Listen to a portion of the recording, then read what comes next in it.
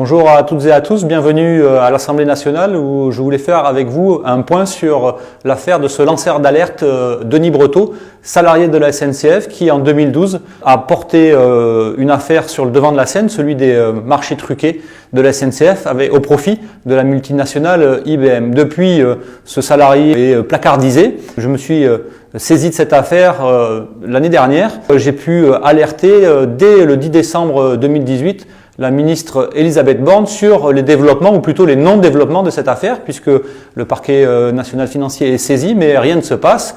Et quand on regarde un petit peu quelles sont les personnes impliquées par ce problème de marché truqué, on retrouve les noms de Guillaume Pépi, de monsieur Azéma, mais aussi de Florence Parly, aujourd'hui ministre des Armées.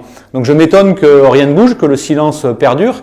Et donc à la suite de mon courrier du 10 décembre que j'ai envoyé à Madame Borne, je m'apprête aujourd'hui à expédier un deuxième courrier, celui-ci au Premier ministre Édouard Philippe, afin qu'on puisse avoir enfin la lumière sur cette affaire qui est, à mon sens, aujourd'hui un scandale d'État, puisqu'il s'agit de marchés truqués, d'appels d'offres truqués, et d'une entreprise publique, donc de votre argent, de notre argent à tous, de l'argent public qui a été détourné au profit d'une multinationale. J'invite le Premier ministre à me répondre sur ces questions-là, que l'affaire soit portée sur la place publique. Quoi qu'il en soit, au regard de la gravité de cette affaire, il me semble que maintenant, l'ouverture d'une commission d'enquête parlementaire s'impose pour faire la lumière sur l'utilisation des deniers publics dans ces marchés de la SNCF. Je vous tiendrai bien sûr au courant de la suite de ce dossier. À très bientôt, portez-vous bien.